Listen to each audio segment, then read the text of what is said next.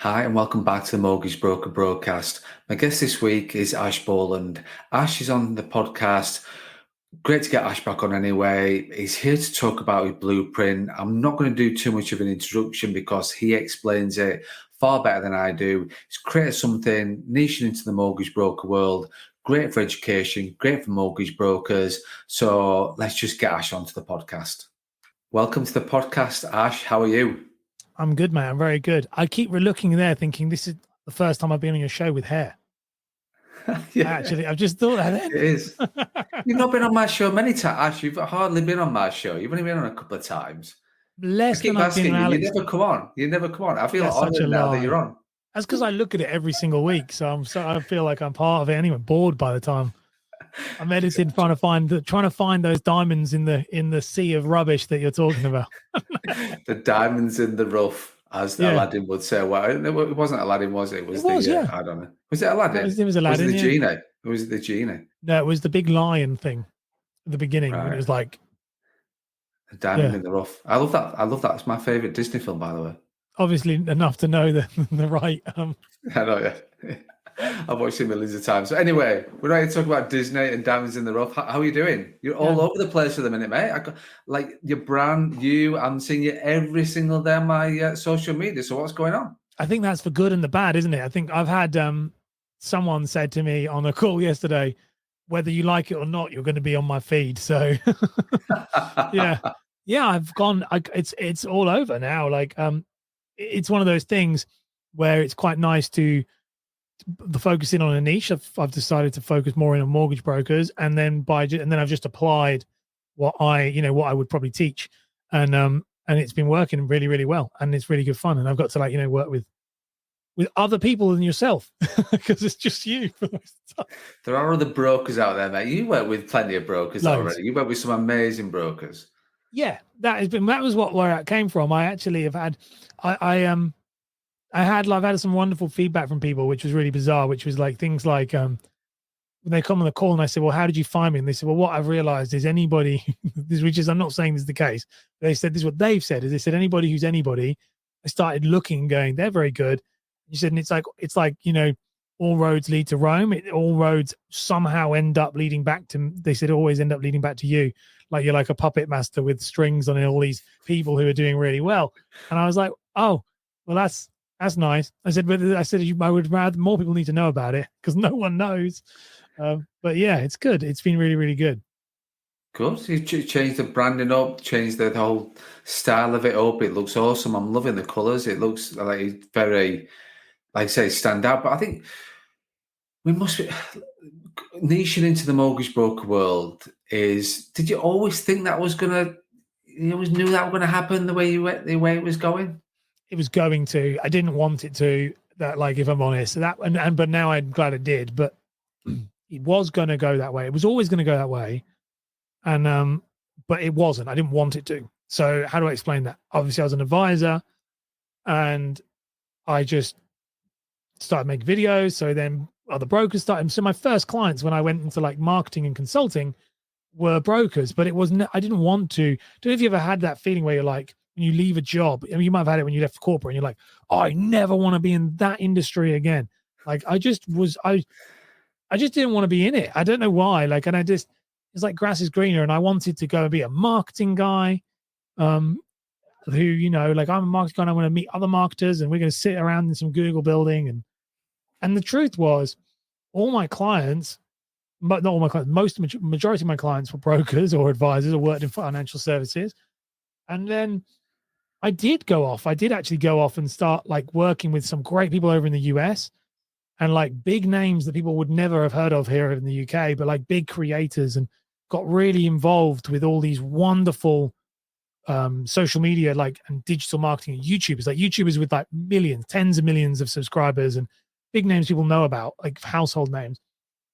But it all kept leading back to mortgages because at the end of the day, when I would sit with them, I'd say, oh yeah, I'm trying to get out of this and go into our niche. And they'd say, why are you going to do that? Why would you? They're like, that's like financial services. There's money in there. There's people in there. And why would you? They're like, we want to go into that industry. Why are you trying to get out? And so when I launched the mortgage marketing. I'm getting confused because I do your show as well, but the mortgage marketing podcast, like a year ago, that came off the back of originally me doing editing your podcast and being like, I want to hang out with these people. I quite like these. They're people I grew like worked with and I got to know. I was like, I want to do that. And when I did that, my business went like jumped up and like all of a sudden I got a load of business, but I didn't niche. That was a niche and then it disappeared. And then come back maybe 6 months ago. No, not 6 months ago. It'll be 6 months by the time this is out. But when we're recording this, maybe 2 months ago. I don't know when it is. So I just kind of I went onto a coaching call. I went to this coaching business day event and this guy was there and he was like, who's running the event. And he was like, you're going to do this thing. It's called a hand raiser. So you put out a video, like a post on social media and you say, I've done this thing. I've created this free thing. Who wants it? Let me know in the comments. And I'd never heard of that before. You might have seen them now on my socials, but your socials. I hadn't heard of that. And I was like, okay. And so we're in the room, and everyone's in the room, and I posted this video, this photo, this like thing. It said, I've made this whiteboard lead generation session. Who wants it? And it was just we're in the room, and I'd have my phone on loud and and everyone is in the room. They're all like entrepreneurs, business owners. My phone's going bing, bing, bing, bing, bing, bing, bing, bing, bing, like the whole time because I said lead generation for mortgage brokers. And then the guy who ran it came to me afterwards and he was like, how many did you get? And I was like, oh, overall I signed like 200 people up to my mailing list in less than 6 hours. And he was like, what do you do? And I was like, well, I do this. And he was like, I don't think you do that. I think you work with mortgage brokers. I think you've got this very, very wrong. And I did that shift and he was very, very right. And I was very, very wrong. And now I'm all in and I love it. That's my long-winded way of saying I'm back. But it is, I'm back, but like, I'm really into it now though. Like all my favorite clients are advisors anyway. So I don't know what, I just got this stupid thing in my head. I know, but like, but the thing is, she's like, don't you think like with brokers, I'm sort of finding now with brokers that there are some amazing, talented individuals that are getting into the industry, very creative, can learn to be a broker because at the end of the day, we've all learned to be a mortgage broker. You've learned to be a mortgage broker. I learned to be a mortgage broker. We've all learned to be brokers. You can learn how to do that. But creating content takes a certain kind of skill, but there's so much sponge out there that want to know what to do, want to know how to do it because actually they see that the industry's like due for a real shake-up, and obviously there's certain regulations with content and call to actions and all that sort of stuff that you've got, and the legal stuff that you've got to, and the regulation stuff that you go through. But I'm just sort of finding the brokers in the broker world, there's just so much new blood coming in that it's just a real sort of positive breeding ground. Like we want to know, we want to get into this, we want to get. So the brokers I'm speaking to, they're not coming with, I've been a broker for 20 years and I've got this client bank and I've got this, or it's the ones that are coming from the large corporates that are thinking, I might come with a couple of clients or a few clients if I can. And we all know the legal wranglings of coming from a corporate world with clients and stuff like that. It's like, well, sod that. I'm going to get my own. I don't need those legal letters. I don't need all those threats and false threats and the rest of it. I'm just going to go out there and smash it myself. And it's just, there's some amazing content being created out right now by brokers. Absolutely, there is, and I actually, that's a really good point. That was one of the biggest things that brought me back in properly. Was what you just said. Was when when I sat down and kind of did a little internal audit on myself and what I was thinking, and obviously I've not been, and you've known this before, and people do know with this, I've not been very well for about 9 months, and so there was a lot of like, brokers kept the lights on for me. You know, you guys who were clients, you kept paying, and I would turn up, and you were like, you supported me. So there was a big thing of like, I may be thinking about this wrong and looking at this wrong. And what happened was, I think I was very bitter from my experience, and that's what you just said then, where it's different now. I was bitter from my experience being an advisor who was making video in an industry that nobody was ready for it. And I remember, I was making video and that's when I realized when I sat down, I kind of did the very much thought on this and pondered on it, I'm one of the very first people in the entire of the UK to have made video as a mortgage. I was one of the first. There's literally maybe 3 of us, me, Gary Das, maybe Alex Kerr. There's a few others there, but not many. I was like when they call it the product adoption curve, I was an innovator. We didn't even know if it was going to work. And it didn't work is the truth of it. Like, it didn't work. That's why I was bitter about it. It didn't work for a long time. But I kept seeing, I remember saying when I was back then, I was very, and I am but now, and I was very passionate about it. I was very passionate about what I was doing. I would wake up every day and make a video every day, and I would be laughed out of the room of the IFA firm that I was working at, and they'd all say exactly what it was, old guard, and I just kept believing that in my head. I was like, this is where it's going to go. But I'm now at that point. It's 6 years later. It is where it was going to go.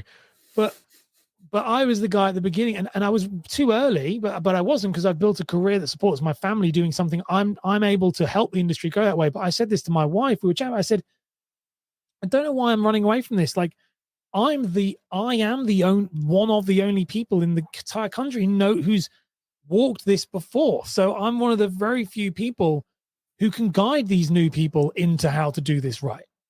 And that was what there was a sense of responsibility on it, weirdly. And that sounds really strange. And it's not trying to be salesy. That's what it was. It was like stop trying to be this YouTuber thing, and instead, and be what you see these friends, and instead, remember why you did it. And I remember my mum saying this to me about it. She said, you can't start this movement, so to speak, and then just leave. She said, if you're going to be the face of being the guy behind content for financial services, she said, you've got to be the face. You've got to keep going. Yeah, exactly. And you've got to be the guy that says, this is how it works. Don't do this. Do this. Be careful of You've got to do that. And I'm ready now for that kind of mantle. I think that's like a weird age thing as well. Like, it is a weird thing of like having a son, and I know it is. Like, it's a weird. I'm young. It's an age thing. No, but what I mean by age is I mean more like responsibility. Like, there's more now on my plate that means this has to work, as opposed to before, where I'm very good at what I do, and so I can make a living kind of bumming about if I wanted to, because I'm pretty good. I'm good, so people will pay for people who are good. But now it was like, okay, how do I build a life for me, for my son, for my wife, buy a house, buy our next house? And it was all in front of you. It's mortgages, help brokers, help them, and so I think there's a very exciting time now with the people are moving into this space. Reels has changed that for me. That was a big dryer in, as well as Facebook Reels has made this very viable now for many advisors. Not any ability, but the average person who's persistent can do well. Whereas before, you had to have an element of like production quality. You had to have an element of luck. You had to be good. Whereas now, like, you can be average Joe advisor and just keep slogging away at this specific strategy and it can work. So, Matt, I'm very, very inspired to come back, and I'm fired up, and I'm just like soaking it all in, like being now coming on, like I did a run, and I'm very lucky. Not many people are lucky enough to have like all of the top podcasts in the industry in your phone book. I literally just messaged you and said, Craig, can I come on your show? I want to talk about this. I messaged Alex, I messaged Chris, I've messaged everybody. I was like, yeah, can I come and talk about it? And they're like, yeah, okay, cool, fine. So it's like, not many people are lucky enough to have that, to be able to go, I'm going to be in here and let me tell you all about it, and everyone's going to know. So, yeah, that's very, cool, very blessed. I think that's the thing. Like you say, you're supporting the change within the industry, absolutely. And that people want to listen to what you've got to say. They genuinely you'll do something, and people listen, people subscribe, people want to know what's blown away by it. To be honest, I'm blown away by the response of how lovely people are because you don't ever see yourself that way. No, you don't. But that's the good part of it, mate. That's the beauty part of it with regards to non-egos and the rest of it. But so, do you want to just explain? I've seen lots of the blueprint. What is the blueprint? What's going on with that? Well, that's why I'm here, because that's what I want to talk about, which is true. No, but that is actually true. All right. And the problem is, we could, if we didn't talk about, we'd still talk for an hour or half an hour, however long we ended up talking, and not get to the point. Go, yeah, we won't. We get to talk about the blueprint, and I'm see how good I was there. I'm actually keeping on point, which is different. That is different role. That's very different for you, because normally I'm watching you going, you go, Ash, what do you think? And I say, very passionate, Craig, but like you're just firing off everywhere. Um, well, that's why I'm Blueprint. on. That's why I'm on here, and that's why or why I'm doing the rounds is for this. It's not to sell something, because really I don't make any real money on it. But what it is I when I decided to go back into this industry, what I like back in, I've always been in it, but really in it, and become like my niche and rebrand everything to it. What I did was effectively sat down. This is inspired by a wonderful advisor who's part of Openwork, funnily enough. And she's a new advisor. She was a brand new advisor, and she came on a coaching call with me, and she did this diagram. Like I told her to do something. I said, "This is what I want you to," because I just talk all the time, and she, and I'm like, "Do this, do this." She came back. She was a graphic designer, and she came back and she said, "This is what you said last week. What do you think?" And it was like a spider diet, like a full on, do this, yes, no, do this, no, no, yes. It was like this really cool. I'd never seen it before, and I was like, wow, that looks really good. And she said, "That's what you said last week." And I was like, wow, like I've never seen what I've said in a visual element, and was really impressed by it as well. Like I was like, that looks really good. Like that would make complete sense. Like why? Like it was very visual. So I went away, and I went and worked on my strategy and created a blueprint, which is a 4-stage blueprint, which is all the best things I did when I was an advisor. I've done with like not really with you, because we do different things, but like with everybody else who is an advisor, like Anish. Anish was my main guinea pig with this. Like Anish Patel is people. I get messages like once a week, twice a week, more than that now. People going, Anish is amazing. I love one. And it's funny because Anish is a glowing example of this blueprint. He's on my podcast literally next week talking about this, because it's a thing of like this blueprint was, what can every advisor follow? It's in 4 stages, and it is like focusing on how do you market yourself in an easy way to understand that doesn't take up all the time in the world, and is a simple process. ABC, do this, do that. Then it went into once that client has booked in through a booking link, what do they do then? How do they go through the booking link system? How do you pre-qualify them through this system so that you're spending time with clients who are qualified, and also potentially like using things like Check My File to make money off of them, so that you're only spending time with clients who are pre-qualified and also have invested. You've already got some sort of income if they don't turn up. For example, if they don't do a no-show, you've still made £25 or whatever, £24. So that's a system. That's the second stage. That's the pre-appointment stage. Then we had the stage 3, which was the follow-up stage, which is how do you take a client once you've applied for their mortgage. There's 7 points of contact in which you can increase the chance of that client liking you and wanting to refer you. It's all about done in behavioral psychology, but also these 7 points also are public facing. So they should also be going onto your Instagram stories, Facebook stories, and posting about it all the time. So showing that you have proven that you're good at this thing. Mm-hmm. So that then increases the chance of referral and also more inbound leads from your socials, because you're now showing that you can do it. And then the final stage was and is what they call final touch, which is the lasting impression you leave on that client. So when do you ask for a testimonial, and what do you give them at the end? And I used to give Moonpig cards, and I explain in the Blueprint Masterclass why I did that, which is just to leave a lasting impression, which again increases the chance of referral. And why you ask for testimonial? You ask for a testimonial on completion, on offer, not on completion, because it's a peak end effect. Explains it in there, and we don't go into it here. But the offer, you've delivered on what you're going to say, so you've caught them in the peak of their emotion, and everybody else is asking for them for a testimonial on completion. The estate agents, solicitors, everyone. But at offer point, you are the only person, who's doing it. And at that point, you're the only person who's actually delivered on what you're supposed to do, because everybody else, the solicitors still haven't crossed the line, but you have. Yeah. So at that point, people will like you because you're making them one step closer. And this 4 stages, I have always followed. It's what I do. I do this myself. It's why you're seeing me everywhere. I do the exact everything I teach. I do for my own consulting business. The exact same thing. Some of them are a little bit changed, but it's pretty much the same thing. And that system I followed with Anish. I followed with a few other brokers, but Anish was the one that I was like, sat him down and went, do this. And everyone else was like, no, I don't want to do that. And I was like, no, do this. The problem is it takes a long time to see results.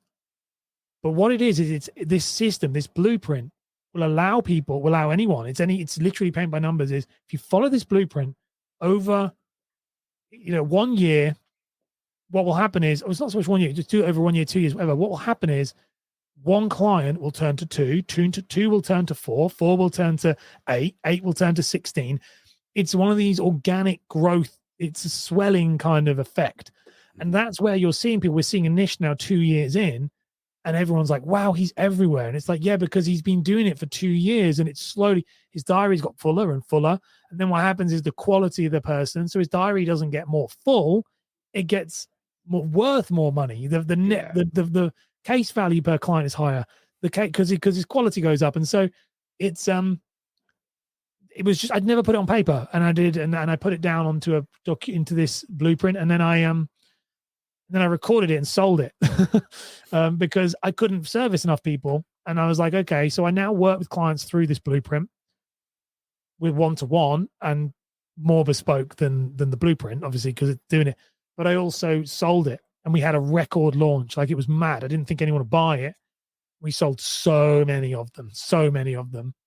Because they're only like £87. They're really cheap. Right. But we sold like within the first week. I can't give you the exact figure because I can't remember, but it was like double digits. Like, it was just like off the shelf. Wow. Yeah. Do you think that's because, like, good mortgage brokers have a process? So this process that they follow when they're doing the job day to day. They've got a process to follow, and they follow that process. It works for them. Yes, they might have to tweak it now and again. The blueprint of what people are buying into, it's again, like I talk a lot about friction. Brokers won't do things if it causes friction. They just won't do it. And people won't do things if it causes friction. I had that discussion with Gary from Octane when he was saying it's really good. And I was like, yeah, but if it causes friction, and that's what we're working on, saying, like, how do you find it? You've got to package it to the advisor so it doesn't cause friction, and then it'll work. Yeah, absolutely. And it's quite funny because people in my team and in my business know that I talk about friction quite a lot, because that's the thing, is you don't do like, if it creates friction, you're less likely to do it. Whereas with a blueprint and the process, you're more likely to follow, you're more likely to happen, and you'll stop putting off doing what you know works and what you know you need to do by having this blueprint. But if you've got that off the shelf, there's cost effective really in terms of it and what you're doing, then why would you not be doing, like, it will make life so much easier for you? The overwhelming feedback I got, not from the blueprint, but why I made it, was because I was inspired by this woman showing me the thing. But where it came from was I was doing like peer focus groups. I was asking brokers. Now I knew I was going to go into it. I was like, what is your problem? What's your biggest problem? And everyone came back, like everyone. People who, by the way, guys, are writing like $100,000 a year, and they're like, I'm just kind of winging it. Every one of them was like, I just feel like I'm winging it. I feel like I'm winging it. There's a lot of feel like. I feel like I'm winging it. I feel like I lack a process, and I feel like I don't have a plan. It's funny because I watch all your content, edit quite a bit of your content, as in like produce and like cut it up. And it's all about business plans and stuff. And the reason why you're successful is because you've had a plan. You had a plan. Like the one that I was listening to recently when I was editing about you doing like a non-advised principle, and like being like that. Like you said, it's always going to be that way. Many people don't think that way. And so one thing that's always made me successful is I'm framework driven. I work in frameworks. Emma Sherlock from Standard Sherlock Associates, she says, the thing I like about you, Ash, is I can give you something and you like spit it out as a product. It's like A, B, C, D, E, and it's just the way I work. Always have done. Things are just reps. They're just movements down a line. It's just instructions. But I've always worked that way. But like my inner, like what I'm showing here is the basic version. Like people, I can't give anyone what I do because there's so many frameworks on top of frameworks on top of frameworks that make it replicate. but an easy framework that anyone can follow. Just this to this to this to this. It literally is like book a link. Did they send you the fact? Did they, is the case doable? No. Send cancellation email. Is the case, is it doable? Yes. Ask for credit report. Like it's literally like that binary. Because many advisors don't have that. And as you said, the good advisors do, because you can't scale something that you don't know how it works. You've got to know how it works. And this is the problem I have when I see like many advisors out there who are making content. That's my remit, but it's not. Mine is content. Mine is about generating leads through content. So it was not just about making content. It's about how do you deal with that influx? How do you manage them? How do you make that one client, like you always talk about maximizing value of the customer. How do you maximize the value of that customer as a repeat business return? As in, like, how do you get them to speak to 5 of their friends about you? How do you get them to share everything about you? Like, that's what this is about. That's the real value. That's the real value in not in what I'm doing, in anything. Posting Instagram reels, Facebook reels, all that stuff. It's people post it and they think it works, and it does work, but all you're doing is pouring water into a very leaky bucket. Yeah. You need to know how it works, and it has been designed so it can drop onto anyone else's systems and processes. It's not teaching people how to, like, it's not like I haven't gone into, like, because I've got stuff like how I would, when I was a broker, I would use things like WhatsApp and things. I'm not teaching people how to be an advisor. I'm trying to teach people how to, my goal is to teach people how to click these on and drop it on top of, let's say, like someone like you who does all the, like, the system process and helps people in that way, that they can lay on top and go, okay, we add that thing on top of a automated system and a good operating system within a business, and you've now got a potent mix. I think the thing is, like, with it, it's like I say, you just drop it on. So you've got to be good with your process in the first place, absolutely. But you're just gonna drop that onto existing things. So you're not changing the world. You're not asking to revamp their first appointment process, the sign-up process, the whatever that post-completion, whatever that they are. It's just a blueprint that sort of drops onto their existing setup and what they do. So and it was designed so I could get more educated clients to me. So the idea was, the blueprint is just information. There's no, like, actionable. It's actionable. You can action it. Someone like me, I would pick it to pieces and action it. So if you're like that, you never have to work with anyone ever again. But it is designed to just say, this is how it would look like. So you have an idea of where to start. Okay. Because my issue is cash flow with advisors who start and then they don't have, they're like new advisors. You talk about new advisors come into the business. They cannot afford to pay coaches and consultants the fees that they're worth to get the right people. And so a lot of them are being missold by people in the industry going, you've got to have this. I'm like, no, you don't. You don't need to have it. You need to make money first. And then once you've got money, then you reinvest to become bigger and better at what you do. And so I was like, I want a product that, like, the podcast was not enough. Like, I needed something. I'm like, if you're an advisor, and I meet them all the time, like, look, just buy this and follow it. Please just follow this and you'll do well. And I was like, and if you follow that, if you start enough money to work with me, when you come to me, we're going to build on that, because that's what I do. Like, every client goes through that blueprint, whether you want our one-to-one. Well, the one-to-one, what you're getting is me actually doing it, not doing it for you. What I mean is, everyone is different. How me and you ended up down a completely different path to where everyone else was going, because that's what happens. But to be informed in this space, that's the biggest thing. What is it? Because there's so much things. Do you need ads? No. Do you need a landing page? No. Do you need, you need a booking link and content. That's it. You don't need anything else, like, to start. You don't need anything else. Then there's so much out there. I don't know if you feel like this, but there's so much out there, like, you've got to have this, you've got to have that. It's binary. Make it simple, boil it down. If it's easy for you to understand, it'll be easy for the customer to understand. That's it. Definitely. No, I totally agree with you, mate. And I'm sitting now thinking, I want to be part of this. I want to find out more about the blueprint. How people find out about it? How are people going to get it? What people do they need to do? No, that's cool. So the best place to go, it's literally everywhere, but the best place to go is if you go to ashborland.com And I think it's literally on the main page. So it's like it's right there, ashborland.com, and you just click on the mortgage broker blueprint. I'll give you the link. Well, I'm doing the show notes for this, so I'll have the link in as well. So it's fine. What, like I say, I'm offering, it's a similar deal for me on my podcast, is if you use, if your listeners use the code MMP15, so that's Mortgage Marketing Podcast is what it stands for. So it's MMP, so MMP15, you'll get 15% off, because that's what I'm giving to my podcast listeners. And so I'm happy to give it to yours as well. Brilliant, thank you. So, I'm sure you'll get that into the description. Oh, it's all in there. Don't worry, I'll put it all in there. And like that's where like it will be 15% off on that.